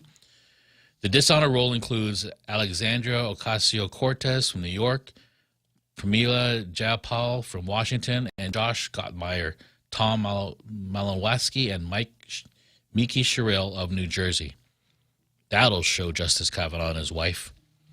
President Biden would be wise to sign the bill immediately and tell members of his own party to call off the intimidation campaign against the High Court. The rancor of American politics today will look quaint if political violence harms a justice and changes the makeup of the court. On the phone, we have Kellis talking about freedom. Good afternoon, Kellis. Good afternoon. Peace. So this is what I think what is so crazy what's happening in the United States before. Because freedom of speech, what the American flag means to me is that if you stand at the, in front of my house screaming at the top of your lungs, or you go on TV and you say exactly what drives me crazy, something that I cannot stand, I would not, but I believe that you have the right to say that. Mm-hmm. Just as I have the right to say what I do. But now, if you say something that, you don't, if I say something that you don't like, you are being abused, you're being raped, you're being, what I'm saying? There's all these things. It's like, what happened to sticks and stones? Mm-hmm. What happened so that now that if I have a thought that goes against what you believe, that I should be arrested, mm-hmm. Or my thoughts or my words should not be allowed to be spoken in public. Right. So, it is kind of scary when speech, whether it's agreeable speech or disagreeable speech, is censored or suppressed, because it allows that speech to fester other places. It's like something that I just thought about, because I saw it the other day, is like these whole, Pride Month, right? These, the Pride parades and stuff like that. It is, when you see these things and these parades, I don't believe that they should be, in public, but guys are doing it, or I shouldn't say guys, people are doing these things in public. They are doing it. They're right. They, or them, or guacamole, or Fox. See, even the fact that we giggle about it or talking about it, there's somebody out there that's wanting to shut down this station or this program right now. Yeah, it is interesting. The simple fact that I don't know if I should say it or not, but I personally believe that there is two sexes, a mm-hmm. male and a female, mm-hmm. and that's it. I don't believe that there's a them or an artichoke or whatever that there are. But if you want to call yourself a guava or something like that, you can call yourself a guava. I may not call you a guava. You understand what I'm saying? Yeah, that's a very high. I know that that is your pronoun. Mm-hmm. But if I don't use guava or ziver or whatever, I'm the racist. I'm the homophobic. But if I don't do what you say, but for example, if I don't acknowledge you, I am wrong. But if you don't acknowledge me, you're in right. Well, Kellis, in my faith, and a lot of people know I'm Catholic, there are there are some virtues that are God-given that we believe, that's faith, hope, and charity or love. And then there's the virtues that are given to us by God, but we have to practice them. And I always talk about them, and they apply to anybody. I believe they apply to anybody because you don't have to be religious to follow these. The first virtue that I always talk about is temperance, right? The second virtue is justice. The third one I always talk about is fortitude. And then the last one is prudence. Actually, prudence should be the first one. That's the hinge virtue. And that's the virtue to discern whether you ought to do something or ought not to do something, right? And everything else falls under that. And so when we do talk about people who want to demand that we use certain pronouns, we use this discernment of the virtues, right? The prudence. Is this something that I need to really get on a pedestal and argue about? Who do I defend, or who am I defending when I choose not to use it or choose to use it? And we should be freely allowed to determine that for ourselves. And I know some people might get offended because they don't hear what they think they're entitled to hear or entitled to be addressed as.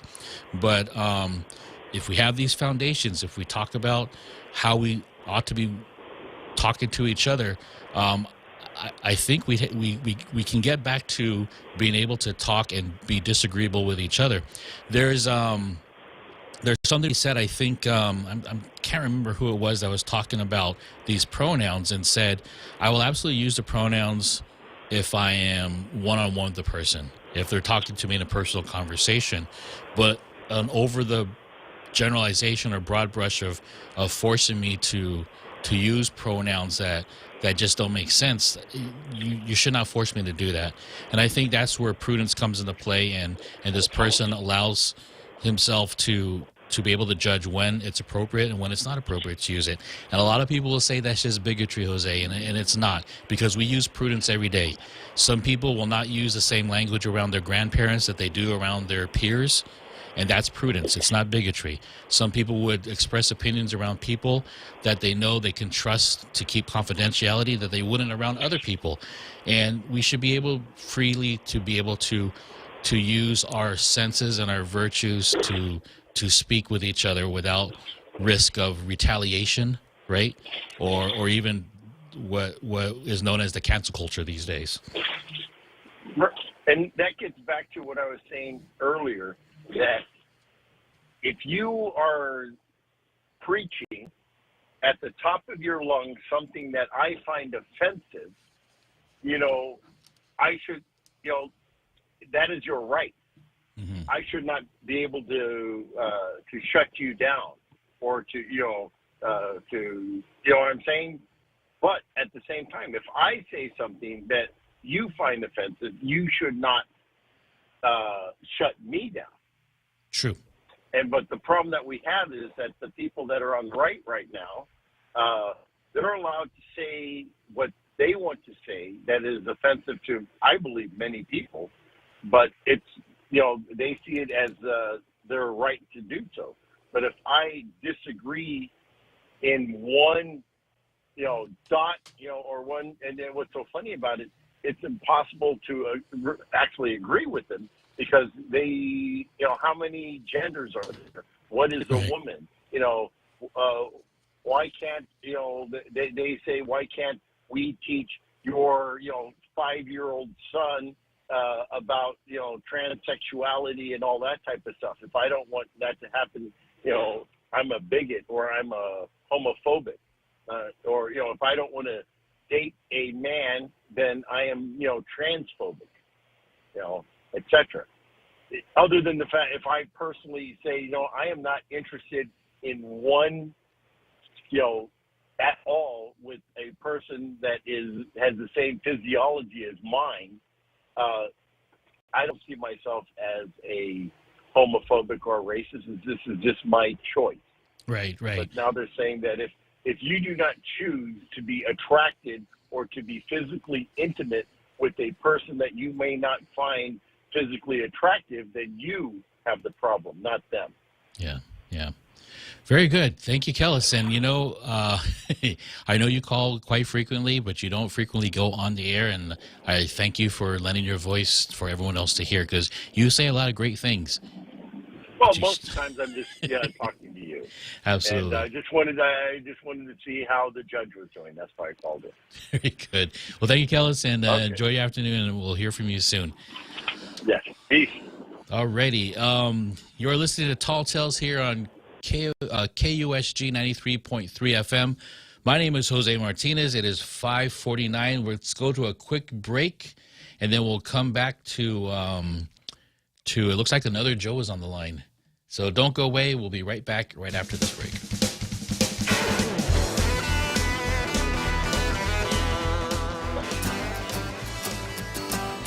Gas is expensive, so let the bank come to you. Through our remote deposit capture, you can deposit your checks into your account from your phone. And with our Dynamite Bank Pacific Visa debit card, you can use your money anytime, anywhere. It's the perfect combo. Now we're banking on the future.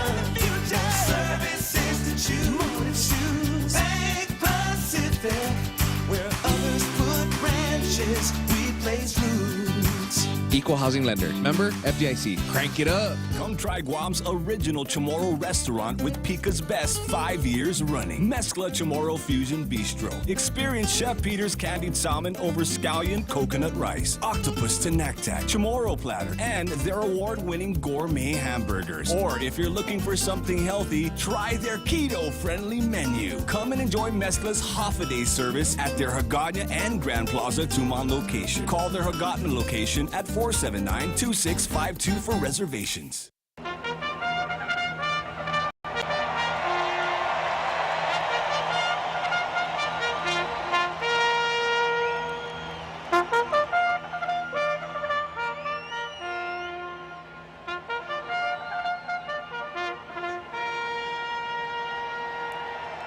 It is 5:50 in the afternoon. You're listening to Tall Tales, and we have another Joe on the line.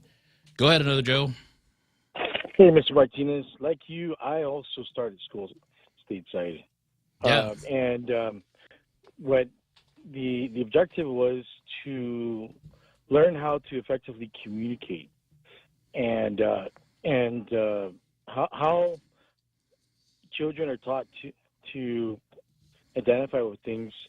I don't know that it's a good idea to confuse children anymore, than they start out being confused with regards to different social mores, so to speak.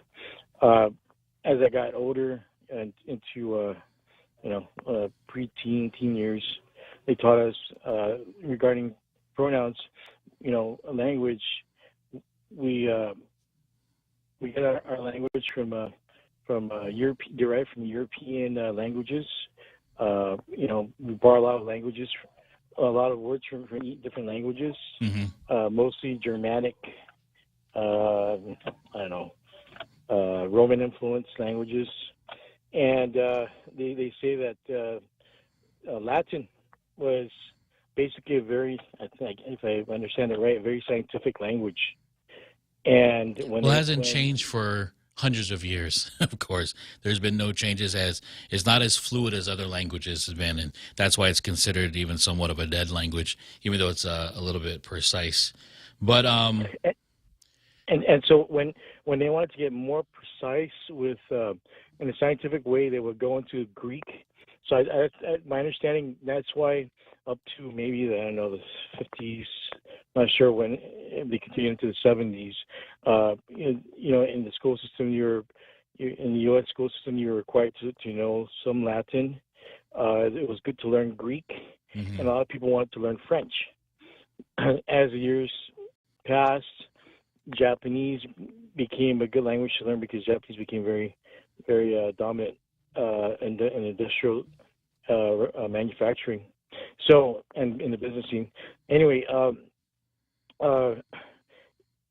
This whole I want to call it parallel culture of woke parallel culture, so to speak, when they are emphasizing all these pronoun alternatives.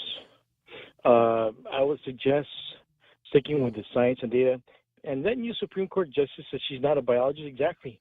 Go to the scientists. Ask the scientific opinions about what they believe, all these woke opinions.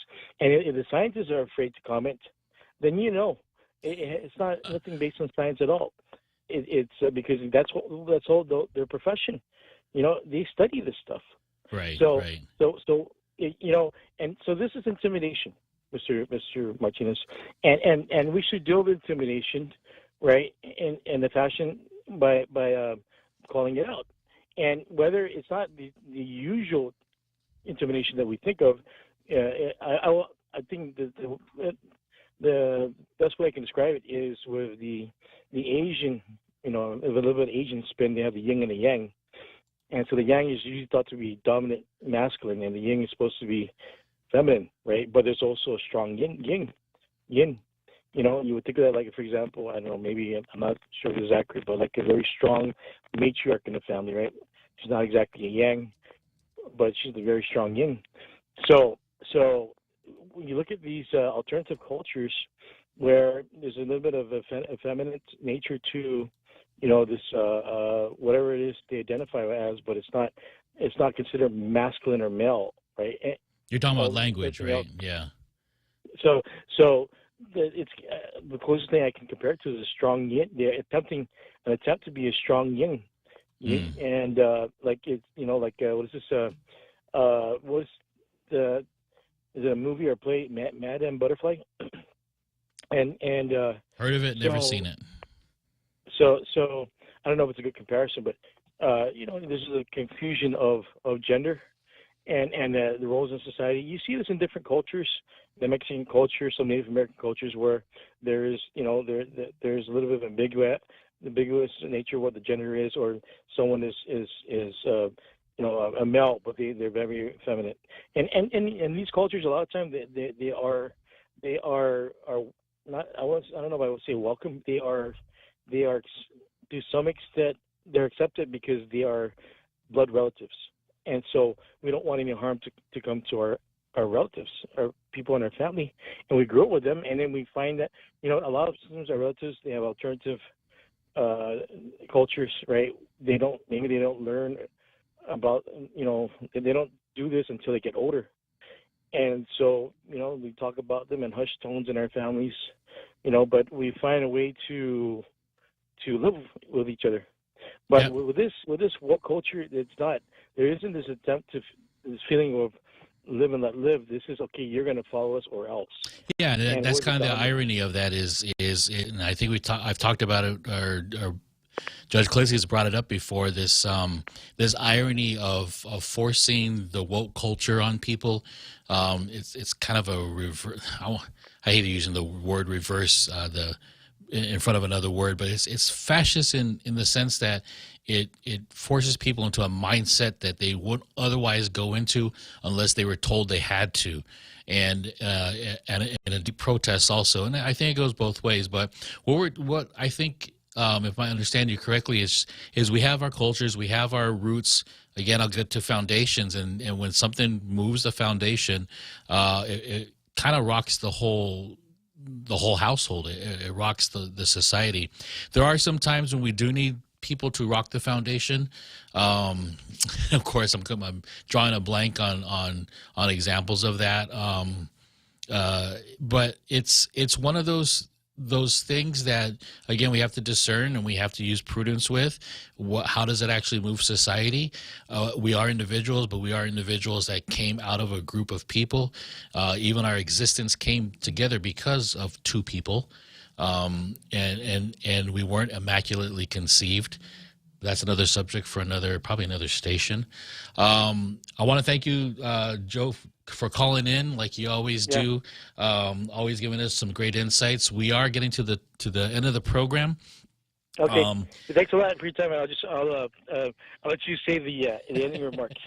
Absolutely. I want to thank everybody for tuning in today and this day that I'm hosting. I will be here tomorrow and Friday as well.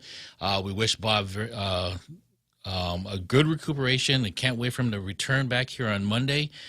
But in the meantime, if you want to start Not yet. A couple of seconds. I'm going to try to... Not yet. You have to keep talking. This is your show. I know. I have something I want to read that talks a little bit more about freedom of speech and the mindset of different thoughts and opinions, and I can't wait to talk about it tomorrow. But in the meantime, I'm going to follow the tradition of Judge Klitzkie and say, let's go, Brandon.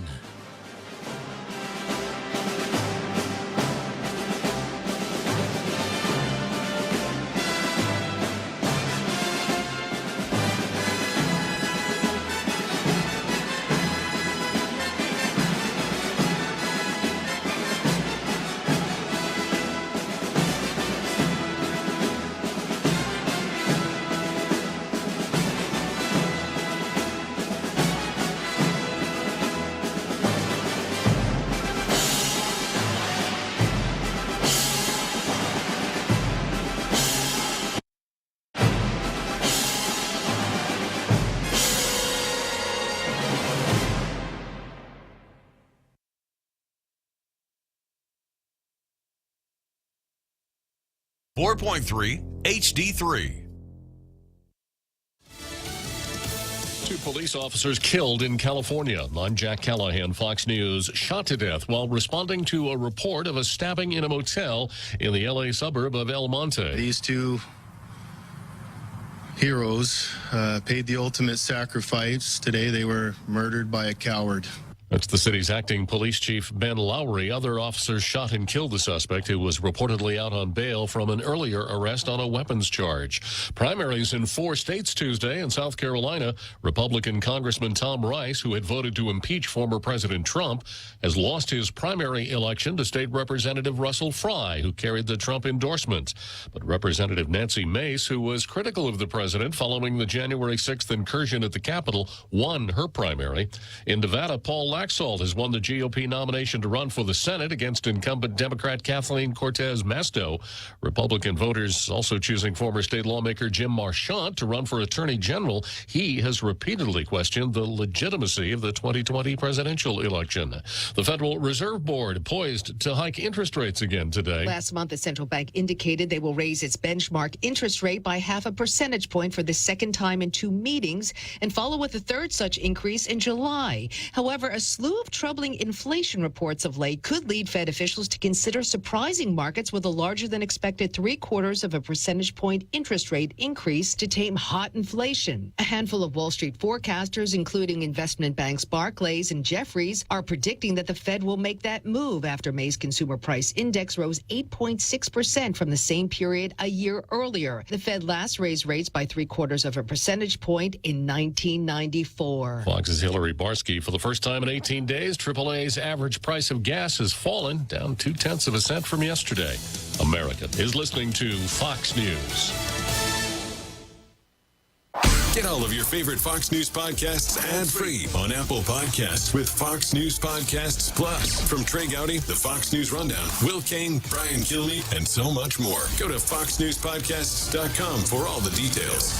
The Fox News Rundown, a contrast of perspectives you won't hear anywhere else. Your daily dose of news twice a day, featuring insight from top newsmakers, reporters, and Fox News contributors. Listen and subscribe now by going to foxnewspodcasts.com. New from the Fox News Podcasts Network, Dana Perino, co-host of the 5 and America's Newsroom on Fox News Channel, returns to the world of audio with a new limited-time podcast, Everything Will Be Okay with Dana Perino. Building off the success of her best-selling book of the same name, Dana provides an unequaled brand of advice built on real-life experience and interviews experts and individuals that make a difference in the lives of others. Subscribe and listen now by going to foxnewspodcasts.com or wherever you get your podcasts.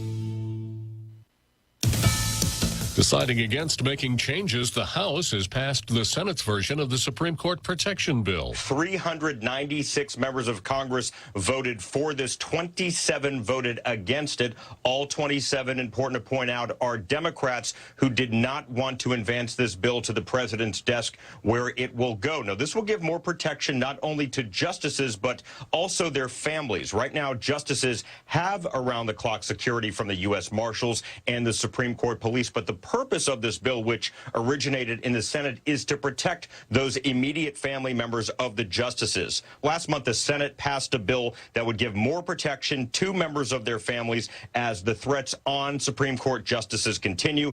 Fox's David Spont. The Supreme Court is expected to issue its ruling shortly after 10 a.m. Washington time today in at least one of the cases still pending before it.